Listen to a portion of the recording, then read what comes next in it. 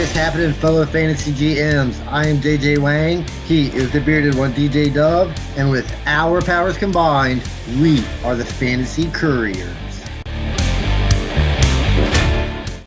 Well, JJ Wang, playoffs are in effect. They are rolling. We are recording this about midway through Super Wild Card Weekend. I love it. They added the Super to it this year. So, in honor of that, welcome to the Super Fantasy Couriers episode, all about fantasy MVP. So I haven't made the promo picture yet, so it's going to say Super. I'll make that really big because it looks really maybe comic booky even. Maybe I'll put capes on us or something fun. I haven't even made it, so it'll be a surprise to me as it is to everybody as they listen to us. But playoffs are on. Playoffs are going. I think we have a Trevor Lawrence maybe showed some moxie after totally playing like a high school quarterback. He all of a sudden went crazy nuts and didn't let it get to him, but he came back. I mean, I guess you can call it moxie. I mean, whatever you want to call these 4 interceptions in the first half. I mean, he's played okay this year, but there's just been glimpses of him just playing some really, really, really bad football. And I feel like at this point we'd be past that in his career. I thought it'd be a little quicker coming to him being like that next guy, but it's taking a little longer than I thought. But I mean, yeah, he showed a little moxie coming back from way down there. So kudos to him. I mean, it looks good on his resume. Would we put him and Tua in a similar kind of category? Guys that have shown glimpses that could play really well. So hold right there. Hold right there. I have never put Tua and Trevor in the same category ever. So but listen to the argument here. Okay. Could we, in that both of them, if you look before this year, both of them were players whose coaches didn't believe in them for Tua's sake and were terribly coached. Like last year, the Jaguars were just a giant mess. And then this year, they both have, I would say they both have great coaches that are tailoring and really working with those guys. And both of those players have said the same. So their success might not be due to them this year as to the coaches, and where they take it from that point on could depend upon how they go personally from this point. So Peterson is an excellent quarterback whisperer. I mean, he made Carson Wentz good and Nick Foles good. So for crying out loud, that's amazing. Mike McDaniels, the jury's out, but I would say Tua's success this year is due to him. And I was telling someone today, I think he's a guy that the Dolphins if they don't sign him, he'll go somewhere else. He's not going to be that good because he's probably a system quarterback and he's successful because of what he's in. Trevor Lawrence, I don't think that, but their success is due to their coach is almost more so than them this year. What do you think of that? Yeah, I mean, if you want to group them in the same category by they had crappy coaches last year and they've got better coaches this year, then sure. But as far as a player goes, I'm still not putting Trevor and Tua in the same category.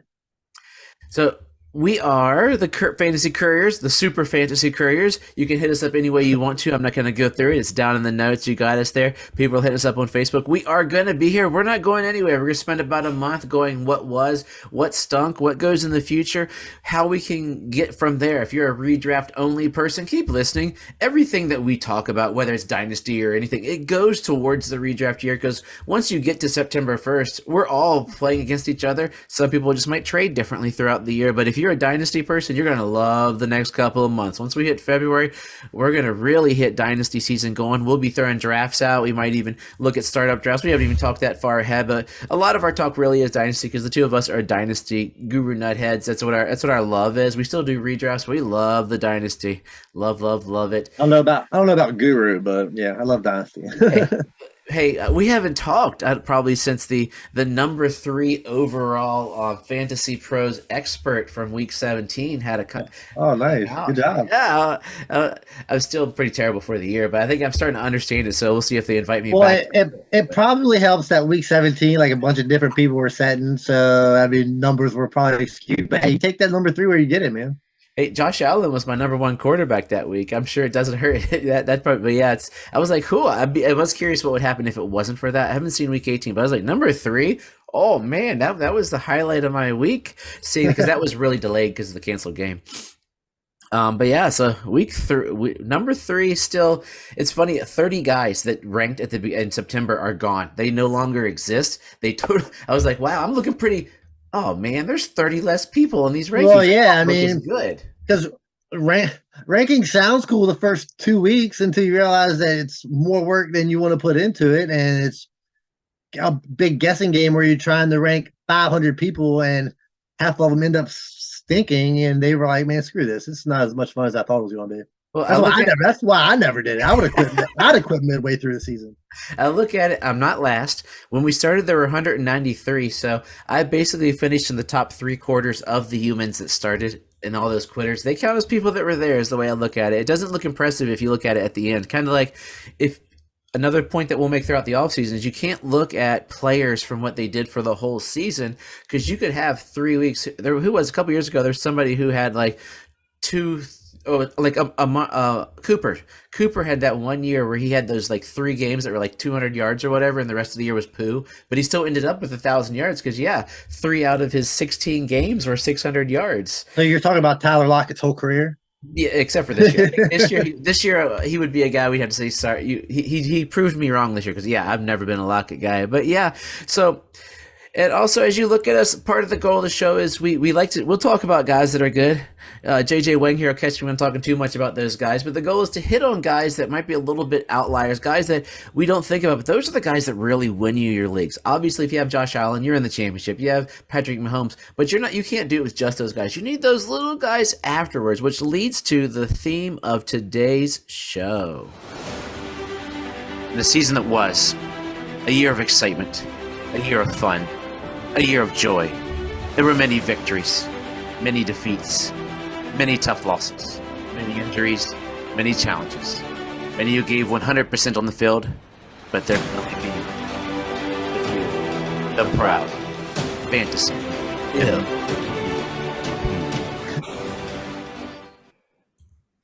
Should apply for an NFL film job.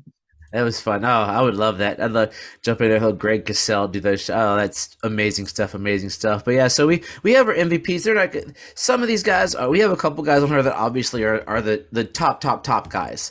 But there's a couple other guys that are sort of outside the realm of who they are, but they might have made a difference on your team. So a fantasy MVP could be a guy you drafted in round 15, and all of a sudden he's a top 5 player. Let's just jump into it. Pretty much our quarterbacks. I mean, your guy is probably my love of the year. I almost put him, but my guy, I owe him. Well, do I? I feel like I should apologize to him, but my guy's Geno Smith. He's been terrible. I never liked him that much in college because I'd watch him overthrow receivers at WVU. Then he came to the pros and he wasn't any good. He's 32 sticking years old. But I just said he's my fantasy MVP. So does 1 year mean that I should say, dude, I'm sorry? Or has he been so terrible that he has to apologize to me for being so bad for so long? And I say, great year. I don't really think he has to apologize to you. I mean, he's never really done anything to you per But I se. am the number 3 ranked Because ranker of yeah, 17. you're right. Drafted him anywhere before this year, so there's no reason for him to apologize because he's never really let you down. So with him being, top 10 quarterback, you saying he was terrible his whole career, I think you do kind of owe him a little bit of apology for not sucking this year. But I don't if you and I think if you kind of look, his season kind of slipped a little bit there in the second half of the season as opposed to the first. I mean, he still had a great season altogether, but I don't think he keeps it up. I don't think he comes anywhere close to this next year, but unfortunately, Seattle is going to have to pay him his money, whether they franchise tag him or give him his bag of money. But they're going to have to sign him. I'll be interesting to see what they do this off season because Seattle, you do realize they have Denver's pick, which is what, number 3? So they could maybe your franchise tag idea, or Geno Smith might go, dude, I'm 32. No one's going to sign me. He'll take some money, realizing he's going to be a gap quarterback for a Stroud or one of those guys, or probably the third best quarterback.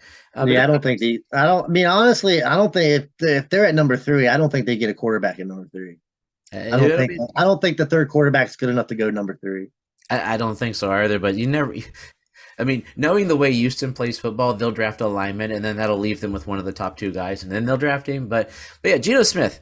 Let's talk about him. He came into the year with us saying Drew Lock should win the job because Geno Smith is so terrible. He shouldn't be a starting NFL quarterback. The Seattle Seahawks are going to be they'll have the number 3 pick in the draft.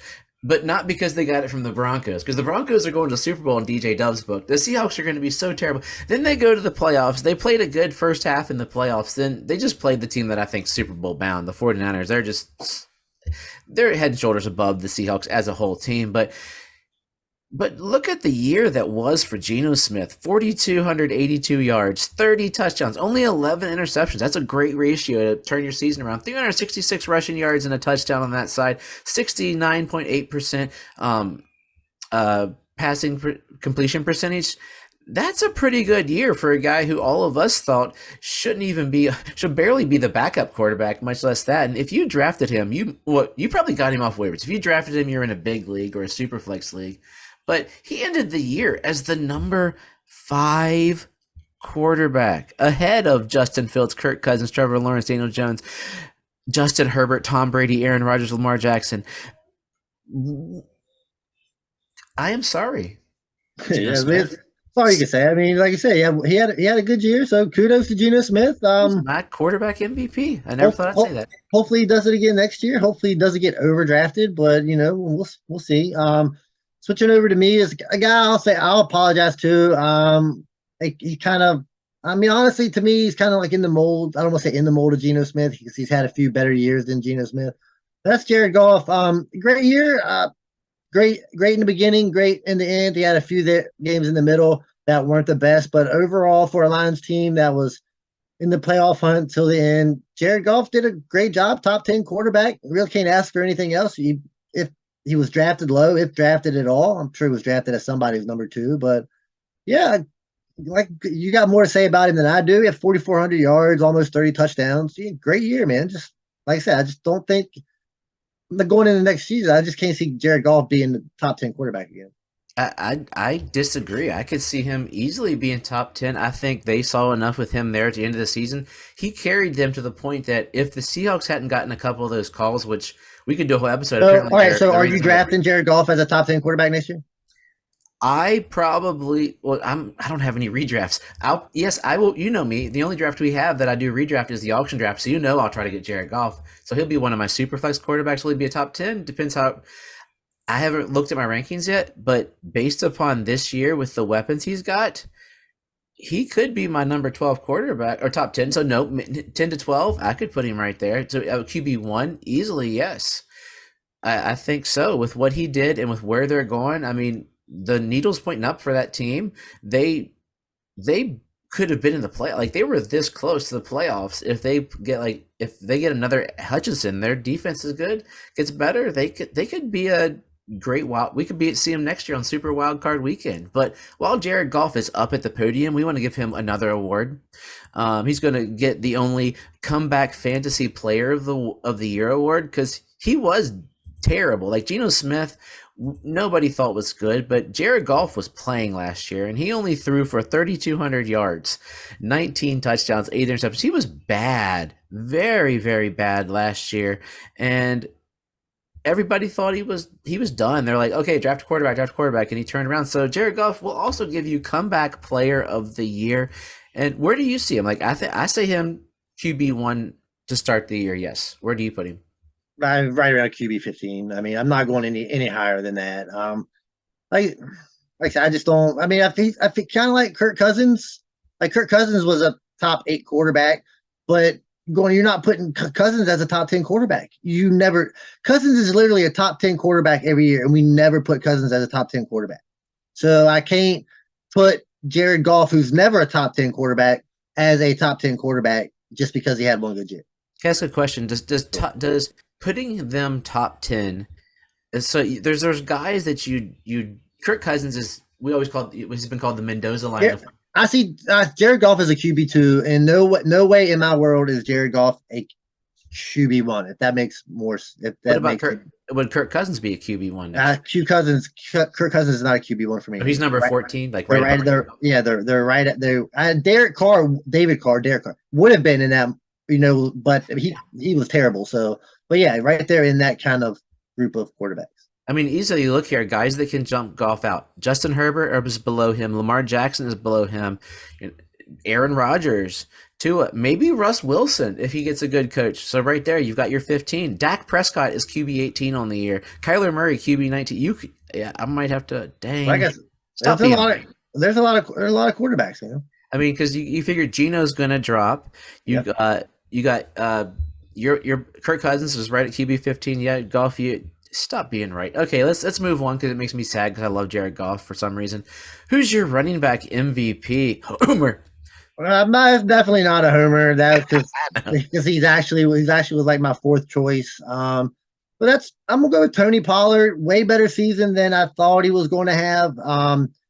Played better than Zeke, I would say. Looked way better when he was in there than Zeke. He looked more explosive. If he can get that full workload, Zeke's probably still coming back next year. Probably still going to be a hindrance. We'll see how that goes. But like I said, if he can get the full workload, I can see Tony Pollard being better next year than he was this year in that offense. Drafted Tony Pollard super super late. He wasn't a high draft pick, and giving you top 10 running back value, that's pretty impressive. Yeah. Oh, Tony Pollard was um, stellar when you watched him play. He just wasn't. Zeke was stealing his touchdowns, which was a lot of the problems. I believe. Am I right? Isn't he? Tony Pollard's not going to be a Cowboy next year. I It might think. not be. Like I Yeah, said, he's going to be a free agent. He's going to get a bag of cash, and that's what I think. In the Cowboys, they've paid Zeke, so they're that's stuck, true. Yeah. and they like Davis. So Davis will be like a super super poor man's Tony Pollard, and they're going to suffer through this on that Dak pass. Like I think Pollard's going to get paid to go somewhere else and hopefully be the man.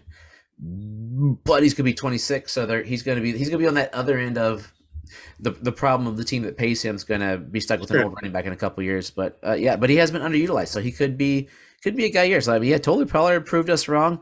Um, I can't disagree with him being he was stellar this year. I mean, you can't argue with him being a good, and those two were good compliments for each other. Is a good way probably to put it. So I mean, he ended the year with here you go. Sorry, I lost my a thousand rushing yards and where's his yards and a lot less receiving yards than you would actually think. 371 receiving yards. So he was still stellar on the year. Stepped up when he had to. My guy is my list is just filled with apologies. If you go back to the August episode of the Fantasy Couriers, I said Josh Jacobs is terrible. He's a quitter. He said he wants someone else because he's not going to try and he wants to get his money, so he doesn't want to get hurt. And Now to be fair, he wasn't. He didn't want to try. he said put someone else in there so I don't have to log as many. He didn't want to play as much. He Like did. he I mean, do and you? I mean, if do you want to go through an NFL season carrying the ball 330 times? I would not say that out loud if I was in a contract year and I'm going to make the money that he turned his life around. Dude But had what if you? 40 attempts. But what if you say that out loud and then you do this? How often does that really happen? Nobody really cares what you said out loud No, because you that's why did I'm this. apologizing to him as well Yeah. because So he got me. He tricked me. Haha, good job. You're a funny man. But Josh Jacobs, he had 340 rush attempts, 4.9 yards per attempt, 1,653 yards, 12 touchdowns, and 400 receiving yards on 53 receptions. yeah, that's just RB. the Raiders saying, "Hey, guess what, buddy? You don't want to carry the ball more. Well, guess what? We're going to give you the ball as much as we want because we're not bringing you back next year. We're just going to load you with as many carries as humanly possible and bid you good riddance." But yeah, had a great year. Led the league in rushing, way better than probably anybody thought he was going to be. But over Josh Jacobs' career, I feel like he's always been a top 10 running back that gets no love for being a top 10 running back. Yeah, our list seems other than Pollard is like the hold your nose and draft kind of guys, and I'm talking. My brother-in-law talks about Josh Jacobs. He's like, are the Raiders stuck having to pay him, No. or do they say, hey, we're gonna get a quarterback, Tom Brady. We're getting rid of Carr. We're gonna have Adams, and Zamir White's our running back. I mean, maybe, but I don't see him paying $15 million a year to Josh Jacobs. I mean, how good has that worked out for the the Anybody? last couple $15 million running backs. Aaron Jones, maybe. Christian McCaffrey. That's about it. I'd say honorable mention. The guy I almost put was Jamal Williams for setting the scoring all those touchdowns. I just couldn't put him because he had so many dud weeks. He made it tough for me to go there with him. But he's an honorable mention guy. Wide receiver MVPs. There's gonna be an outrage here. Bogus. Boo. Hey, Boo. Homer pick, and you can't I can't do decide which one. Boo. one was better than the other, but there's a Well, purpose then behind that's it. your. Well, if one was Tyreek better than the Hill, other, that's your MVP, right? Tyreek Hill would be my fantasy wide receiver MVP because All many right. people thought he was traded to the Dolphins because he was losing a step. He was going to be nothing. Tua is terrible, so he's going to take a step back. He needs Mahomes to be good, and then Tyreek did nothing but murder it this year. He ended up putting up 1,700 yards. He did score 7 whole touchdowns, much to your chagrin. 1 rushing touchdown on a whopping 32 rushing yards, averaged 14.4 to carry. So that might be lower than his standard. But he became almost more of a possession receiver, which is what I put the Miami wide receivers, which is why JJ Wang is mad at me, as that because of what I went into the season saying. One of them was going to be terrible and one of them would be good and they'd be frustrating. Instead, they both were great. That for the first time and since God knows when, since the Marx brothers, there were Now, 2 top 7 to be receivers. fair, we didn't say they were. We didn't say they were going to be terrible. We said they were going to be like top 15. Yeah, top 15, but it would be one of That's those things not. where you wouldn't want to That's not. have them. That was more That's my. not terrible. I You're mean, making us. You're making us sound bad by saying we thought they were going to be terrible. In no way did we think either one of them was going to be terrible. so well, what we thought. How about inconsistent was the word? Would probably be the better You say word. that. And that would make it frustrating to be as an owner. And Waddle of the two is the more frustrating because he did have a 9-yard week. He had of the two of them, he had some of the more down weeks, but he still finished with 1,300 yards and 1,350, and then 8 touchdowns. So it was still a solid year, but it was more that. That's why I put them because of the way I approached it personally as a fan of the team, going. I don't know which one I want because one will be good, one will be terrible. There's no way they can support 2 on Yeah, that. but that was going into the season. This is the end of the season. You've I feel And like they proved me wrong. So I it's kind apologize. of been to the point where you would rather probably have Tyreek Hill than Jalen Waddle. In redraft, yes. In dynasty, it'd be closer than you would think because Oh, you're gonna have to. I know it would be close. Yeah, I agree. It would be close, but as far as MVP goes, it's not Miami wide receivers. It's Miami wide receiver Tyreek Hill, which I can agree with you 100%. Yeah.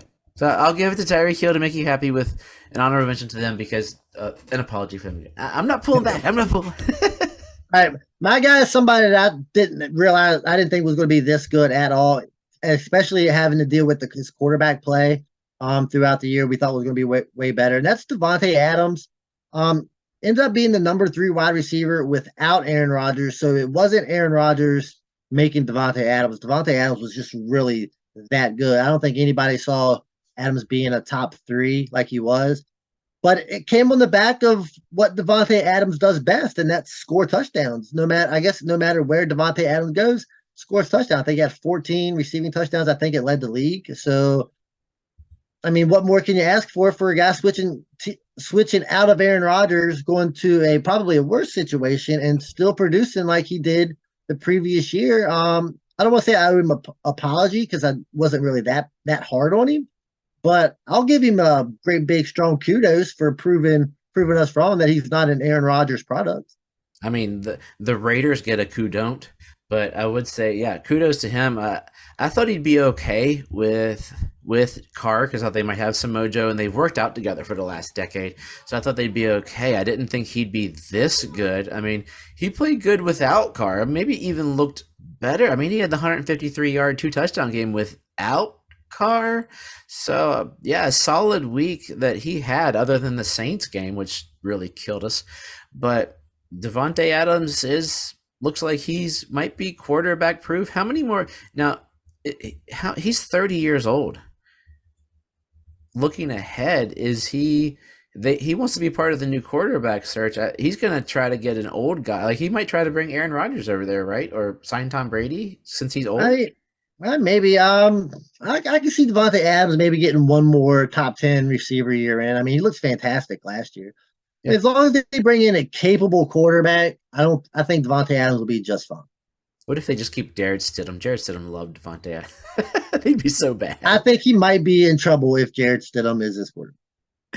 Okay, so now we're on to the greatest position in football, the tight end. And So my philosophy with tight ends is that they all were terrible, and I don't like any of them. So I just stuck with my MVP as Travis Kelsey because he is by far and away the best tight end, bar none.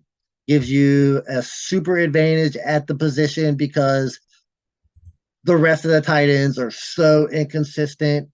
I bet if you wasn't looking at it right now, I bet there was no way in God's green earth that you could give me tight end 5 through 10. I could because I got it pulled up, but yeah, I Yeah, would. that's what I said. If you didn't have it pulled up, there would be no way on God's green earth that you would name any of these guys as 5 through 10. I'll be honest, I would have missed two of the top five tight ends. Yeah, that's what I'm saying. That's how Terrible. scattered it is, and The only uh, ones that belong in there, well, like Hawkinson, Kelsey, and Kittle. and Andrews only if Lamar. Like we're learning that Andrews is a product of Lamar Jackson, correct? And I that's mean, why yeah. I mean, well, Lamar Jackson played. Andrews was Andrews solid. might be a Andrews might be a product of good quarterback play. How about that? Yeah, Because that's yeah. Huntley has. I think you could put a good quarterback in there, and I think they would still find Mark Andrews. Can you tell me who the number four? This is half point PPR, so it's Travis Kelsey, George Kittle, T.J. Hawkinson, blank, and Mark Andrews. Oh, I had no idea. Probably Taysom Hill. You would have thought that he was the guy I was thinking of, but it was actually the best tight end in last night's game in the Jacksonville Jaguars. Oh, Evan Evan Ingram, that's right. Yeah. Ingram was in there. So Taysom Hill was a guy I was going to mention, but just because this guy murdered me and he's been a dud for so long, I wanted to recognize the one guy you mentioned, T.J. Hawkinson, is my tight end MVP. 914 yards, 6 touchdowns, 86 receptions, and I think we talked about it a little while ago. I forgot that he was actually fairly decent for the Lions. Like he wasn't a dud. Like against Seattle, he had 179 stinking yards before he went over, and I think he's the cog and part of the reason I think the Vikings took that little bit of that next.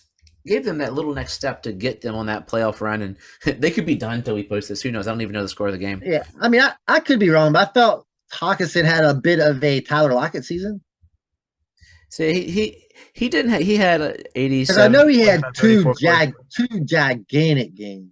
He had two gigantic games. He had, and both of those were multi touchdowns, but he was getting the consistent targets. So his targets were like 7, 7, 4, 12, 4, 5, 4, 9, 10, 9, 6. 6 is good for tight end. 6, 8, 9, 16, 12, and then the last week he didn't play. So it looks like the game is tight. As we're recording this, Giants are up by 7. So by the time you listen to us, it'll be over. But yeah, but I think he's that missing piece. So putting that big guy there, they seemed a different team with that. So, but on fantasy teams, he knocked me out. He knocked me out of the stinking playoffs in that one league where he murdered me. That one week he went bonkers was terrible. But I think he was a guy you drafted later. Taysom Hill was one, but I think he had too many dead weeks to really be. But that's a tight end, right? Oh, Taysom Hill couldn't be anybody's MVP Uh, because most of his points came as a quarterback. I do believe. but he counted, and that's the thing Yeah, about you're right. because of what But he counted as. I don't think there's any way you could give him MVP award when he probably only helped you out in like 2 games. And he ended up being tight end 6. So people are going to go into next season going, he's the sixth best tight end. Or I would take Gerald Everett, Cole Kmet, Pat Freiermuth, Dalton Schultz, I would take the top 25 tight ends over Taysom Hill. And I might Jordan Akins probably not. Yeah, I would. He's a better tight end than Taysom Hill. Yeah, Taysom Hill might be why I never had good tight end rankings because I'm looking here and I would too. And I can't. Well, there's a tight end I'm excited about for next year, but we'll talk about him later. But yeah, I mean, if I knew my quarterback was going to play, if I knew my tight end was going to have the opportunity to play quarterback, sometimes, yeah, that would probably boost him up. But how many tight ends get the opportunity to play quarterback? And I think he's getting cut anyway. But rookie of the year, obviously the NFL rookie of the year, best rookie who we could have picked is Kenneth Walker. He was your Brees Hall was looking like he would have been. Kenneth Walker was the number 2 pick in most non-superflex, or even almost in superflex draft leagues this year. They were the 2 studs of the pack, but we didn't choose those 2 because that's that's the low hanging fruit. We chose two Well, I mean, guys. You can't choose Brees Hall because he missed half the season. Yeah, well, I mean, some of the yes, you can't, but he looked like wow. Oh yeah, I'm yeah. curious. I'm If curious he how would he have comes continued back. playing, It's going to be intriguing to see how he comes back. Kenneth Walker ended up as running back 15. I mean, my guy was out for the latter part of the season as well, but I still think the what yeah, he he brought. wouldn't have been my MVP either Yeah, because so he yeah, missed too many games. so he played up until week 14. So he missed the last 4 games, and some of the guys missed in between games. So mine is Damian Pierce. Damian Pierce, Houston Texans running back, end of the year on IR. I think more of that IR was due to them knowing they're stinking and they want him, from what I gathered, to play for next year. But he was a guy usually drafted in rookie drafts a little later, and I got him for $1 in our auction draft right there at the or no $5. My last money, he was my last pick for there. But he showed out to be the guy with the vision that a lot of that people said coming out of Florida he had a pretty good rookie season. He had 939 yards without playing the last 4 games. If you can get the touchdowns up next year, he looked like a central target. He got 30 receptions for that guy for that as a bell cow on that team. So the future's looking tight. I like him for rookie of the year. I want to say your guy as well, who is My guy is Garrett Wilson. I don't have much to say. I mean, 1,100 yards, led all the receivers. I mean, he looked great when he had capable quarterback play. Three different quarterbacks. It's kind of hard to be productive at that point. I mean, honestly, he was only productive with like 1.5. He wasn't productive with Garrett Wilson at all.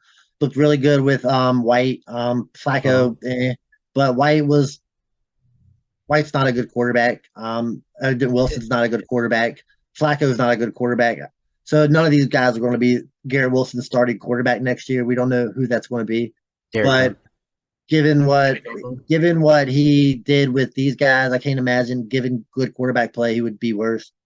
Yeah, I mean, he looked stellar. I was going to write him in, but I didn't want taking from you. So yeah, Garrett Wilson probably would be a consensus amongst the both of us. So Uh, oh, that's what you did. I was like, wait, Pollard came out of nowhere. So fantasy MVPs, these we were closer to a consensus kind of MVP. All of our two MVPs are actually fairly close guys. They could be argued back and forth as to who is the best. You want to third? I don't think there's honestly I don't think there's an argument.